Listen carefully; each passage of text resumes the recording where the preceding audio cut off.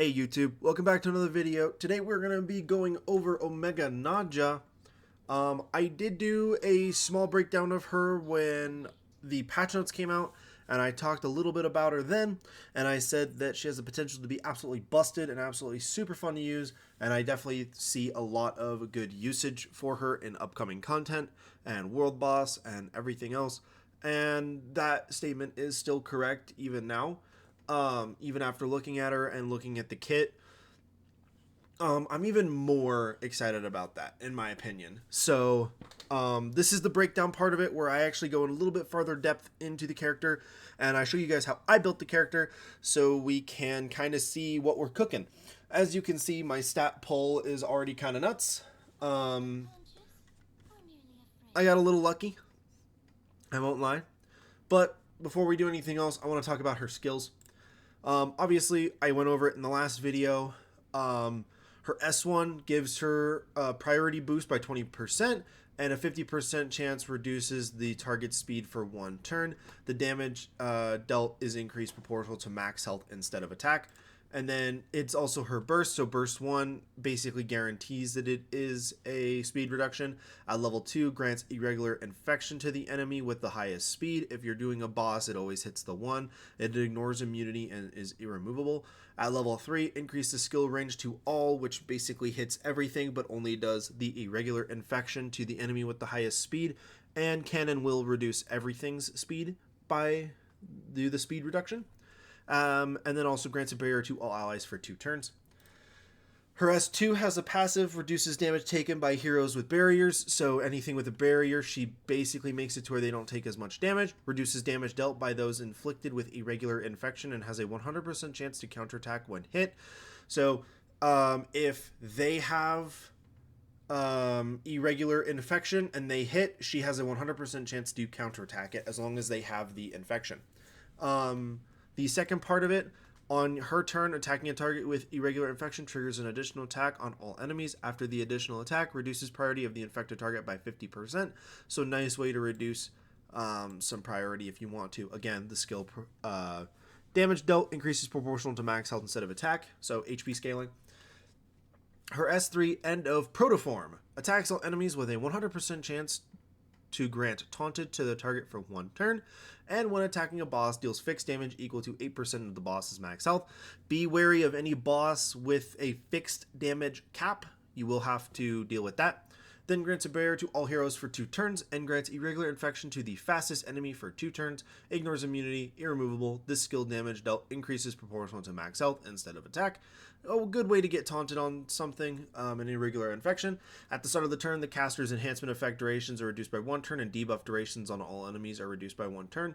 Applies to only 1 unit per team. If the effect is applied to a new target, the previous target's effect is removed. It removes upon the caster's death, but is irremovable otherwise. She is a companion, increases caster's skill chain attack proportional to the caster's max health rather than attack.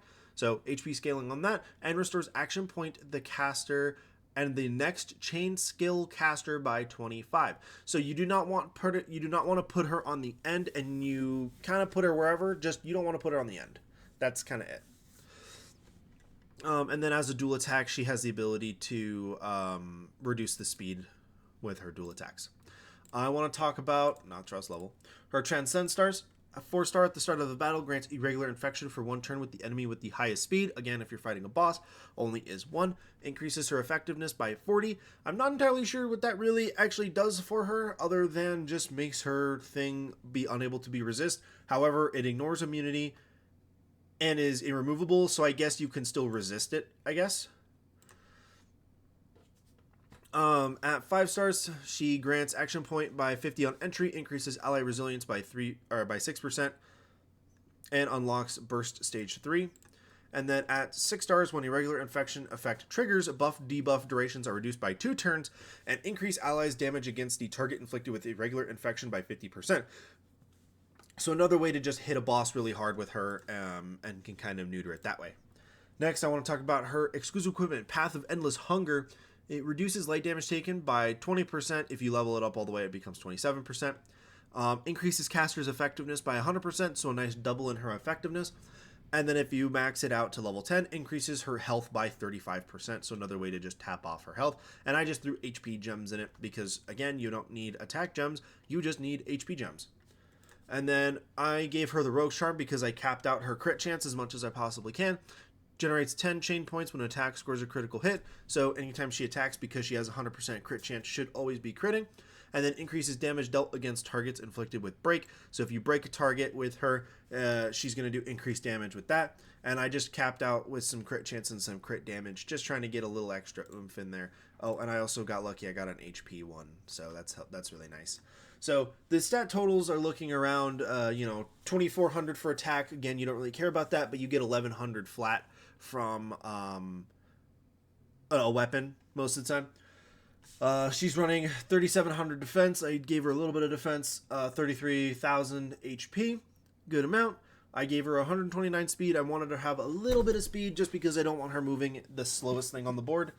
But I still didn't want to prioritize speed too much. I just made it to where she's not super slow. And now we have a good way to inflict speed down. I recommend keeping everybody. I would keep an odd number of speed. Even if you have to go down an odd number, it's stat points you don't even really need, in my opinion. I don't think you need an even amount of HP anymore because then the game just divides it easier. If you have an odd number, I think it will work a little bit better for you with speed reduction effects, I believe. Crit chance, 100% of course. Crit damage is at 244%. Her accuracy is getting buffed a little bit. Her evasion is being buffed a little bit. Effectiveness is obviously being doubled from her effects. And at being, 4 stars, you get increased effectiveness by 40 at 4 stars. So, and then finally, I didn't give her any resilience. But this is what we are running for her gear. Yes, be amazed. Be in awe. Yeah, I'm a sweat. I know. So I have the Gorgon's Wrath, the Defender version. I got an HP roll on it. Thank God. I got crit chance, speed, crit damage, and a little bit of defense. But this increases the damage dealt by counterattacks by 50%. Realistically, at 6 stars, there should be always something on the board with irregular infection. And when it attacks, she'll be able to counterattack it. Hence why we run it this way. We also are bringing Coward's Treasure with a penetration. The 36% penetration is better than the 56% HP. I believe it's 56% HP. Especially because we can get 9% HP onto it, and we can't get penetration any other way. I got Coward's Treasure with penetration, HP, defense, crit chance, accuracy, 30% chance to counterattack when an ally is hit. And that triggers like on an AoE. So an AoE hits your team of 4. This 30% chance procs individually on all 4 or on the other 3 allies. So you have 3 chances of a 30% roll, if that makes sense. Again, gave her a little bit of defense. I wanted to make sure she at least could live a little bit easier. Helmet of Life here. Went with HP set all around. Got some defense, got some crit chance, got some flat health, got some percentage defense. I believe I was working on changing the defense, trying to change that defense into HP percent, if I can. This chest plate is HP percent, defense percent, crit chance percent, crit damage percent. Etheric Gloves of Life, speed, crit damage percent, crit chance percent, health percent. By the way, if you played the event, I don't remember exactly which event it was, but it was the one where you had to buy oh my goodness, I'm drawing a huge blank on it. It was the last event that we just did that was like the bingo event, except it wasn't. It was you got the points and you had to buy. You got like Nella shards, you could get Scotty shards. There were 2 pieces of HP gear, and I believe it's this glove and I believe it's this chest plate was on it. And then there was a helmet and immunity helmet and immunity boots. If you wanted to run 2 HP and 2 immunity, you could honestly just throw those on there. I just wanted to go full HP instead. These gloves, nice speed. We got some crit damage, some crit chance, some health percent. And then this one, crit chance, accuracy, some flat health, some defense percent. I don't remember. Yep, I was working on the accuracy, trying to change the accuracy to HP percent. There are just 2 that I'm trying to get to HP percent, and then I'll be done with her kit entirely because I don't really want the accuracy and I don't really want that flat defense. I would rather have HP percent if I can. Hopefully I can get lucky enough to get HP percent as well. It's not impossible. I mean, you see it on other shit, but I don't know if because you have HP percent here, if you can get HP percent down here. I don't know if you can. because I know armor works funny. So I might be just rolling that for nothing. Hold on, let me actually look at that.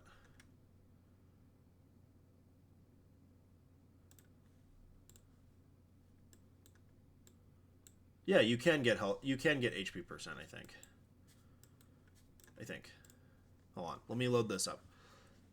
Maybe I've been wasting my goddamn time. Let's see.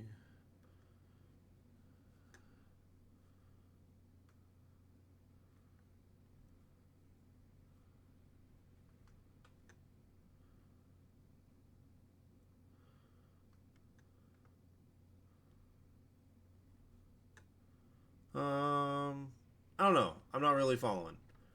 Okay. I'm just going to pretend that I can, and if I can't, please let me know down in the comments below, because this could be just something I don't actually have any idea of.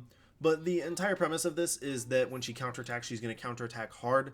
We know from past characters,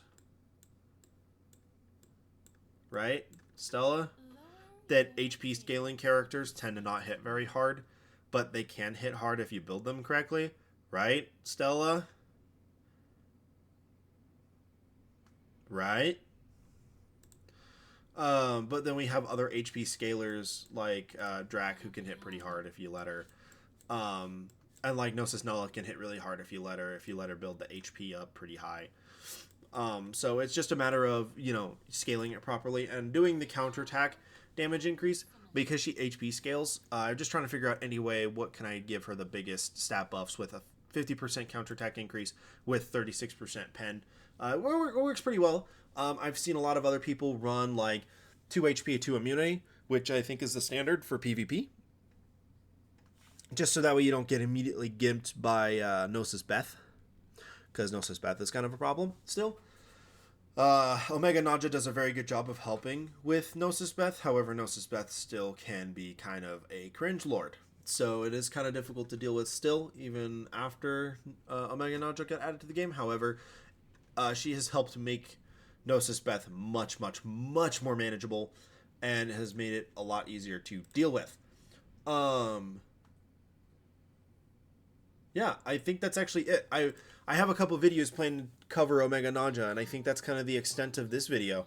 I can't really think of anything else I wanted to throw at you for her. I mean, she's pretty strong. I like her a lot. Immediately the day I figured out how I was going to build her, I built her, and she's my 4th strongest character. So, you know, 76,000 CP is not too shabby at 4 stars. You know, plus this shit's not min-maxed all the way just yet. And, you know, slap these pretty well. You know. But, yeah, with that, without further ado, I'm going to leave this video here. Thank you guys so much for watching.